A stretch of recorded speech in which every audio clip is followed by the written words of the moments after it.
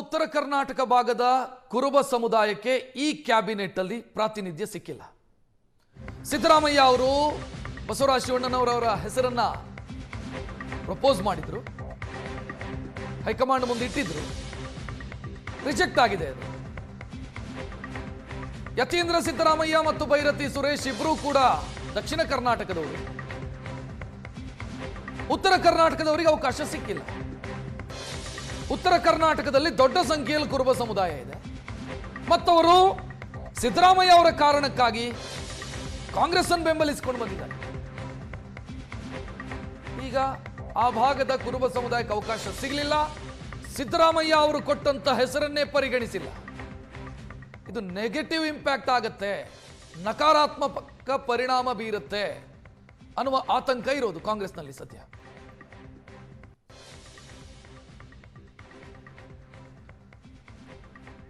ಹೆಚ್ಚಿನ ಡೀಟೇಲ್ ನೀಡೋದಕ್ಕೆ ನಮ್ಮ ಪ್ರತಿನಿಧಿ ಮಾರುತೇಶ್ ನೇರ ಸಂಪರ್ಕದಲ್ಲಿ. ಮಾರುತೇಶ್, ಒಂದು ಕಲ್ಲಲ್ಲಿ ಎರಡು ಹಕ್ಕಿ ಅನ್ನೋ ತಂತ್ರಗಾರಿಕೆ ಮಾಡ್ದಂಗಿದೆ ಹೈಕಮಾಂಡ್. ಒಂದು ಕಡೆ ಕುರುಬಾ ಕೋಟನೂ ಭರ್ತಿ ಆಯಿತು, ಮಹಿಳಾ ಕೋಟನೂ ಭರ್ತಿ ಆಯಿತು ಅಂತ. ಬಟ್ ಅದೇ ಈಗ ನೆಗೆಟಿವ್ ಆಗ್ತಾ ಇದೆ ಅಂತ ಅನಿಸ್ತಾ ಇದೆ.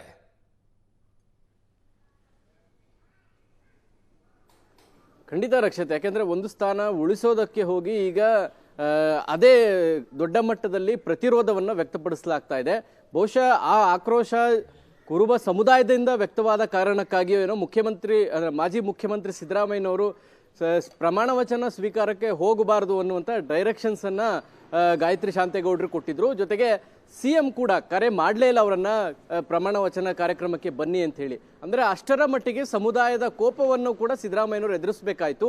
ಸಿದ್ದರಾಮಯ್ಯನವರ ಲೆಕ್ಕಾಚಾರ ಇದ್ದದ್ದು ಬಸವರಾಜ ಶಿವಣ್ಣ ಅವರಿಗೆ ಆ ಭಾಗದಲ್ಲಿ ಕುರುಬ ಸಮುದಾಯದ ಕೋಟಾ ಅಡಿಯಲ್ಲಿ ಅವರಿಗೆ ಕೊಡಿಸಬೇಕು ಅನ್ನುವಂಥದ್ದು, ಮತ್ತು ಅವರ ಹೆಸರು ಇನ್ನೇನು ಬಹುತೇಕ ಫೈನಲ್ ಆಗುತ್ತೆ ಅನ್ನುವಂಥ ನಿಟ್ಟಿನಲ್ಲಿ ಸಿದ್ದರಾಮಯ್ಯನವರು ಕೂಡ ಪಟ್ಟಿಯನ್ನು ಕೊಟ್ಟು ಬಂದ ಮೇಲೆ ಮತ್ತು ಅವರು ಪಟ್ಟಿ ಕೊಡುವಂಥ ಸಂದರ್ಭದಲ್ಲಿ ವ್ಯಕ್ತಪಡಿಸಿದಂಥ ಅಭಿಪ್ರಾಯಕ್ಕೆ ಮನ್ನಣೆ ಸಿಗುತ್ತೆ ಅಂತ ಅವರು ಅಂದ್ಕೊಂಡಿದ್ರು.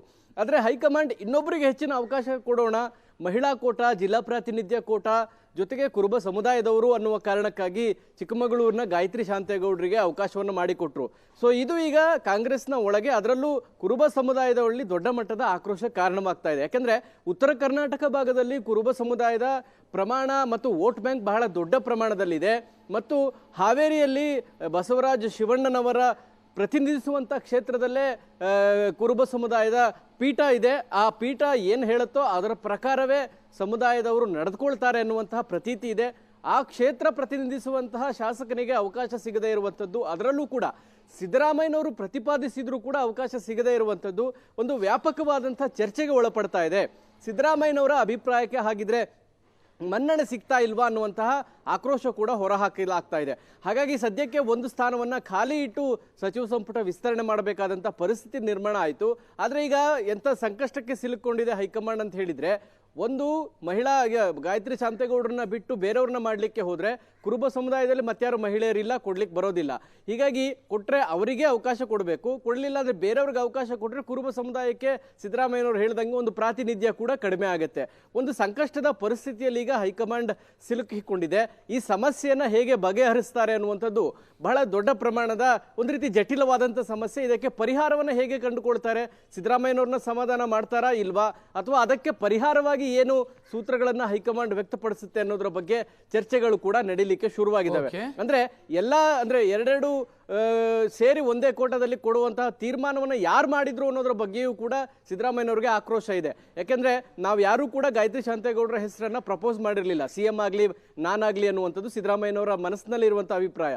ಇದನ್ನ ಮೀರಿಯೂ ಹೈಕಮಾಂಡ್ ಹಂತದಲ್ಲಿ ಈ ಎರಡೂ ಮಹಿಳಾ ಮತ್ತು ಜಿಲ್ಲಾ ಪ್ರಾತಿನಿಧ್ಯ ಜೊತೆಗೆ ಕುರುಬ ಸಮುದಾಯ ಅನ್ನುವಂತಹ ಕಾರಣಕ್ಕಾಗಿ ಈ ಎರಡು ಅಂಶಗಳನ್ನ ಆಧರಿಸಿ ಅವ್ರನ್ನ ಆಯ್ಕೆ ಹೇಗೆ ಮಾಡಿದ್ರು ಅನ್ನೋದ್ರ ಬಗ್ಗೆಯೂ ಕೂಡ ಸಿದ್ದರಾಮಯ್ಯನವರಿಗೆ ದೊಡ್ಡ ಮಟ್ಟದ ಕೋಪ ಕೂಡ ಇದೆ. ಹಾಗಾಗಿ ನಿನ್ನೆ ಅವ್ರನ್ನ ಭೇಟಿಯಾದಕ್ಕೆ ಹೋದಂತ ಸಂದರ್ಭದಲ್ಲಿ ಕೆಲ ನಾಯಕರ ಮೇಲೆ ರೇಗಿದ್ರು ಅನ್ನುವಂತ ಮಾಹಿತಿಗಳು ಕೂಡ ಲಭ್ಯವಿದಾವೆ. ರಕ್ಷತ್, ಥ್ಯಾಂಕ್ ಯು ಮಾರುತೇಶ್ ಮಾಹಿತಿಗೆ.